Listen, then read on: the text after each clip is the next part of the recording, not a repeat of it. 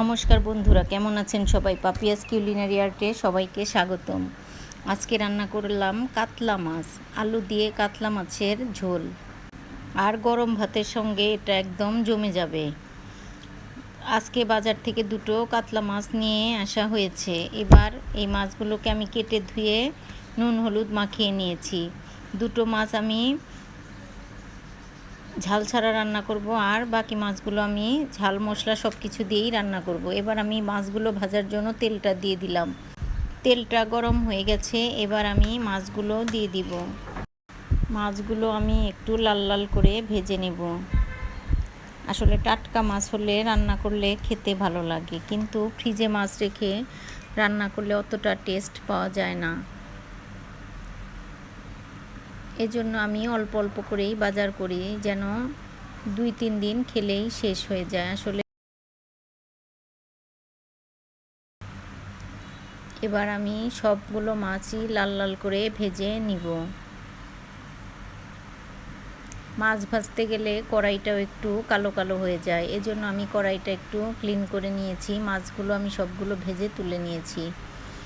এবার আমি কড়াইয়ের মধ্যে তেল দিয়ে দিলাম, আর আমি দিয়ে দিয়েছি বড় বড় টুকরো করে আলু। আসলে আলু দিয়ে মাছের ঝোল খেতে আমার কাছে খুব ভালো লাগে। আমাদের বাসায় সবাই আলুর ঝোল পছন্দ করে, আলু দিয়ে পাতলা ঝোল পছন্দ করেন। এজন্য আমি আজকে আলু দিয়ে এই মাছটা রান্না করব।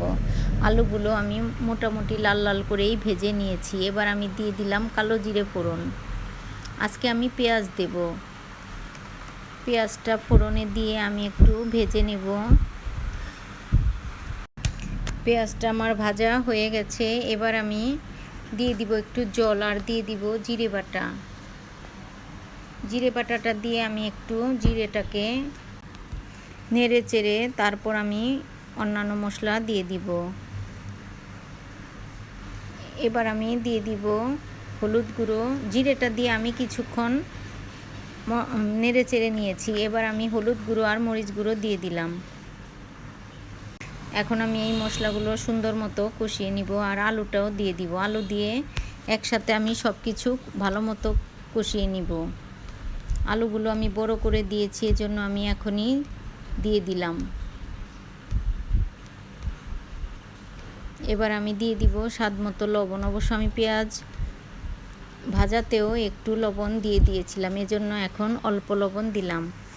আমি আর একটু জল দিয়ে দিব, আর একটু জল দিয়ে আমি একটু ঢেকে কষিয়ে নিব। আলুগুলো অনেক বড়, এজন্য সিদ্ধ হতে একটু সময় লাগবে, এজন্য আমি কষানোতেই ঢেকে একটু সিদ্ধ করে নেব। তাহলে ঝোলে দিয়ে আর বেশিক্ষণ রান্না করতে হবে না। এবার আলুগুলো আমার মোটামুটি সেদ্ধ হয়ে গেছে। এবার আমি ঝোলের জন্য জল দিয়ে দিব।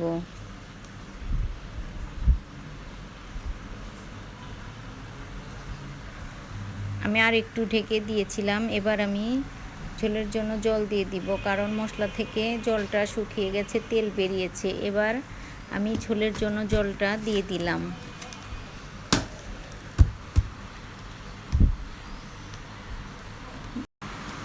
আমি 1.5 কাপের মতো জল দিয়ে দিলাম। আমি আজকে একটু ঝোলঝুলি রান্না করব। আসলে টাটকা মাছ হলে পাতলা ঝোল খেতে ভালো লাগে। এবার ঝোলটা আমি ঢেকে দিয়েছিলাম, ঢাকনাটা তুলে আমি এবার মাছগুলো দিয়ে দিব। মাছগুলো দিয়ে আমি আরও কিছুক্ষণ রান্নাটা করে নিব।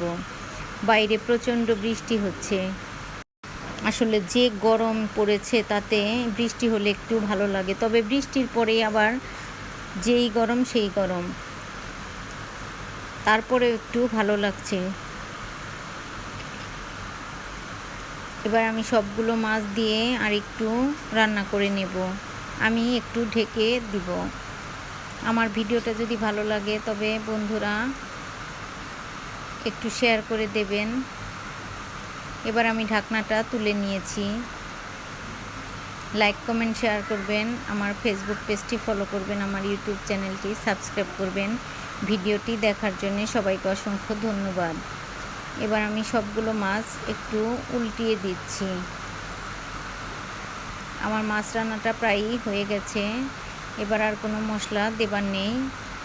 মাছগুলো উল্টিয়ে দিয়েছি আর আমি 2-3 মিনিট রান্না করে নিব। এবার আমি দিয়ে দিলাম কাঁচামরিচ। আসলে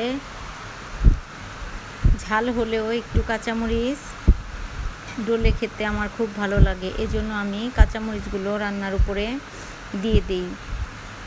এবার আমার রান্নাটা হয়ে গেছে, আমি চুলা থেকে নামিয়ে নিয়ে এসেছি। এবার গরম গরম ভাত আর কাতলা মাছের পাতলা ঝোল পরিবেশন করছি। দেখুন বন্ধুরা, দেখতে কতটা লোভনীয় লাগছে, আসলে খেতেও দারুণ হয়েছিল। ভিডিওটি দেখার জন্য সবাইকে অসংখ্য ধন্যবাদ।